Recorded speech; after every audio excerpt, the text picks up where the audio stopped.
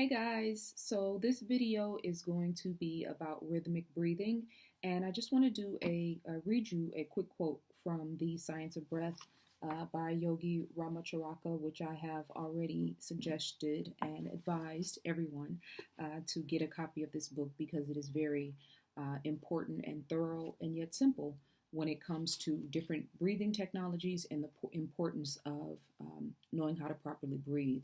One of the things that the book states, and I'm not going to read this, but it talks about the fact that most people do not know that you are supposed to breathe in through your nose and out through your mouth, and that when you actually breathe in through the mouth, that you do not have the protective apparatuses or the nose bristles or nose hairs that are in the nose, which actually filter out dirt and particles and different toxins that are in the environment.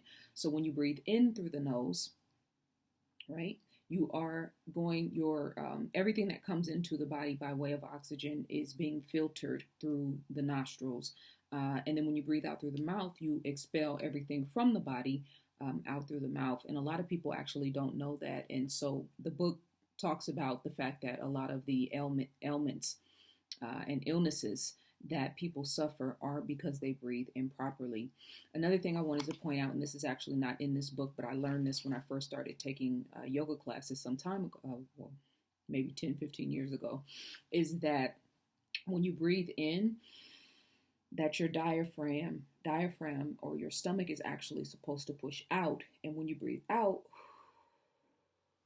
your diaphragm or your stomach is actually supposed to push back in. So a lot of people, we think when we breathe in that the stomach should also contract in, and then when you breathe out that the stomach should go out, but that's actually counterproductive. When you breathe in through the nose, the diaphragm or the stomach should actually push out, and when you breathe out through the mouth, the stomach or the diaphragm should actually push back in. Okay, so just keep that in mind. When I first learned that, it took me some time to actually really, improve in my breathing practice, and also just to incorporate that in everyday life. But once you actually start to do it, you'll realize how wrong you've been doing it, or we were doing it all this time, and then how much more beneficial it is. So on page 62 of The Science of Breath, it says that in the same way the yogi, by rhythmic breathing, catches the swing, as it were, and is able to absorb and greatly control an increased amount of prana, which is then at the disposal of his will, he can and does use it as a vehicle for sending forth thoughts to others and for attracting to him all those whose thoughts are keyed in the same vibration. The phenomena of telepathy, thought transference, mental healing, mesmerism, etc., which subjects are creating such an interest in the Western world at the present time, but which have been known to yogis for centuries, can be greatly increased and augmented if the person sending forth the thoughts will do so after rhythmic breathing. Rhythmic breathing will increase the value of mental healing, magnetic healing, etc., several 100%. So while we are talking about, of course, health and well-being as it pertains to breathing, this is also an important part of the science as far as tapping into telepathy and attracting certain type of energy, certain types of people, and even having or imposing, a mental power or mental will over people, places, and things. The breathing process is extremely important. He goes on to give his specific instructions, which are very simple, on how to do rhythmic breathing.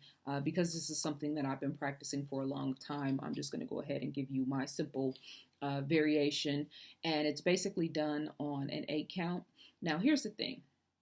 When you first start practicing breathing, if maybe if you're prone to anxiety or worry, or if you've never really focused on your breath process, this is going to, be an awakening of some sorts for you, because each of us should at the least be able to draw in full deep breaths at an 8 count, right? And I'm going to show you the process of doing that. But 8 count would be minimum, and then holding it for 4 counts, and then breathing out for 8 counts, and then holding it for 4 counts. Most people, when I talk about this in my lectures or my presentations, can only get up to about 5, right? And ideally, like for me, I'm up to about 15 now. I can do a slow, methodic breathing process where I can get up to 15, and then I can hold it for 7 seconds, and then I can breathe out to 15, and then I can hold it for 7 seconds and repeat that process. Now that's through, of course, taking time to actually practice this, and also doing it during yoga asanas or poses. So I've gotten a lot better at it over the years. But for you, when you first start out, I want you to just time yourself and observe yourself to see how long, or how many breaths, how long it takes for you to actually breathe in a full breath, right? What number do you get to before your chest actually starts to feel tight, or you feel like you can't take any more air in and you have to breathe it out? And remember, it's very important to take slow, deep breaths. So you don't want to start out, you don't want to, we want calm. We want relaxation. We want, you to be in a comfortable sitting place, to be still, and somewhere where there is, quiet and calm around you, so that you're not distracted by other things. So sitting in a very comfortable seated position.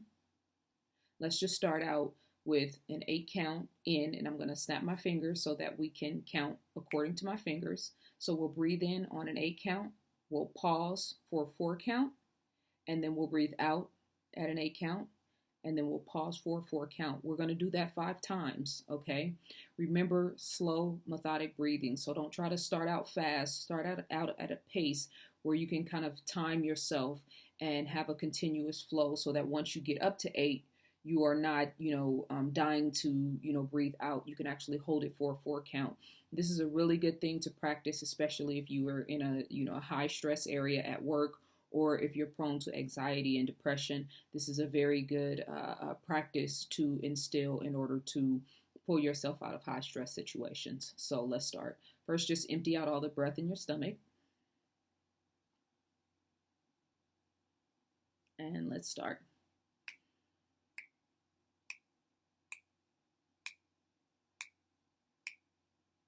Pause. Out.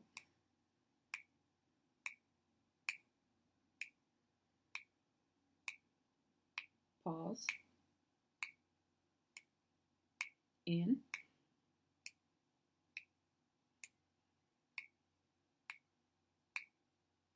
Pause.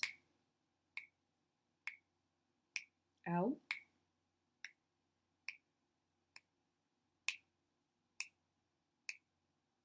Pause. In.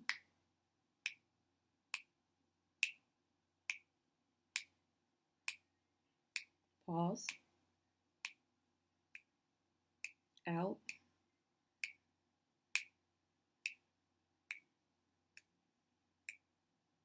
Pause. In.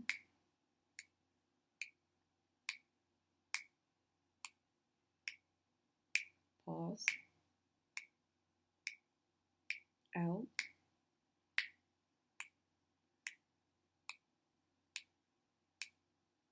Pause. Last time. In.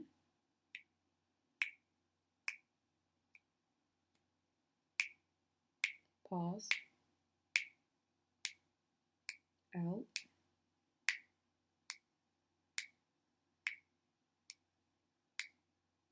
Pause. And there you have it. And you can do 5 sets, you can do 10 sets. But if you can, try to practice doing this in the mornings before you get out of bed, just kind of sit up straight and just focus on your breathing, and then focus on this in the evening before you actually go to bed, you'll recognize that your breathing temperament and your anxiety, or your reaction to everyday things in life, will start to change, and your temperament and your response will start to change. Another thing, last thing I want to recommend is that if you find yourself, in stressful situations, a good trick is to bend over, to have the knees slightly bent, and cuff your elbows and bend over with the knees slightly bent, and just work on breathing through the nose and out through the mouth in that physical posture, because what it does is it opens up the chest cavity so that it's a lot easier to take in a deep breath of fresh air. A lot of times when you're in high stress situation, or you're dealing with anxiety or perhaps depression, it's hard to really take in a full breath of air because your chest is, feeling so much anxiety and so much pressure. So if you bend over with the knees slightly bent and cuff the elbows and let your chest rest on your thighs and just let the head hang, and then just focus on that breathing pattern, even if you start at 5. But if you can start at 8, that's a good number to start at, and then eventually go up to 10, and then eventually 15, and who knows, perhaps 20. All right. Thank you guys. Peace and love.